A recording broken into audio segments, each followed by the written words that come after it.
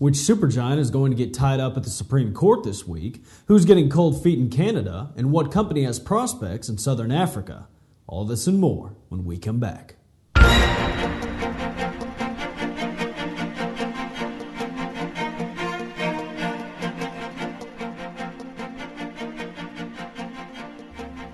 Hello and welcome back to EnergyScout News and Information. I'm your host, Red Byers. Today's segment will focus on major producers within the energy industry. In breaking news, it's been nearly 19 years since the Valdez oil spill off the coast of Alaska, but Exxon is still fighting the mandated payout for punitive damages. The United States Supreme Court heard both sides yesterday over whether a group of 34,000 people, mostly comprised of fishermen, should get $2.5 billion in compensation. To date, ExxonMobil has paid out $300 million to those in the affected area, $2.1 billion in cleanup cost, and $900 million in federal and state fines. In other news, the platform for Chevron's Blind Faith project was shipped out of the Inglesides, Texas last weekend. The field, located in the Gulf of Mexico and 7,000 feet below sea level, is set to begin production later this year. It is estimated that the field contains over 100 million barrels of oil equivalent for the semi-submersible facility to pump out. Expected production will start off at 30,000 barrels of oil and 30 million cubic feet of gas per day.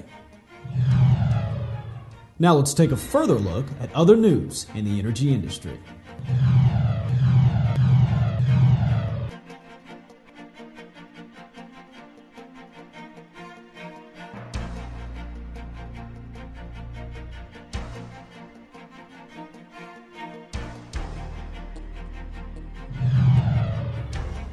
Supergiant ConocoPhillips is teaming up in South Africa with the United States engineering company Bechtel.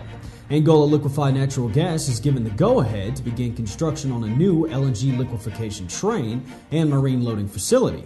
The plant will be located near Soyo and produce 5.2 million tons per year of LNGs and LPGs.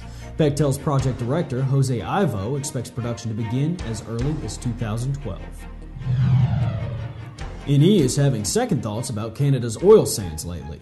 CEO Paolo Scaroni was hoping to use large amounts of gas to separate oil from sands, but he recently expressed his concern over its environmental impact as well as the high cost of its production.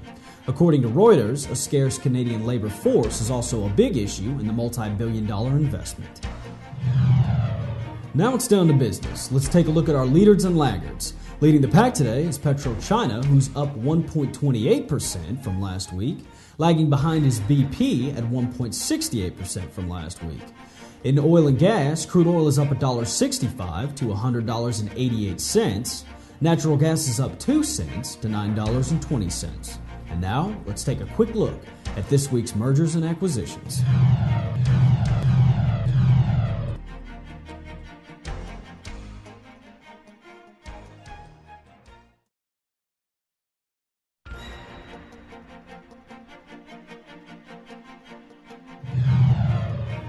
In strange news today, what's all the buzz with kids today?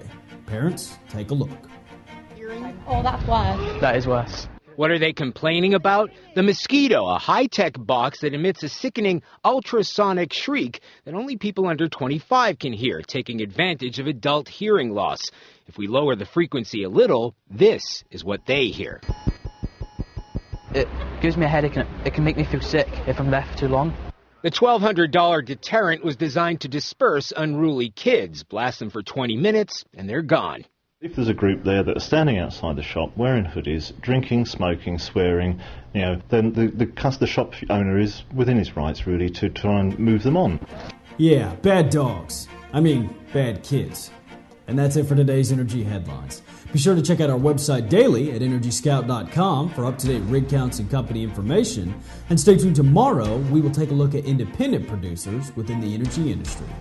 For Energy Scout News and Information, I'm your host, Red Byers.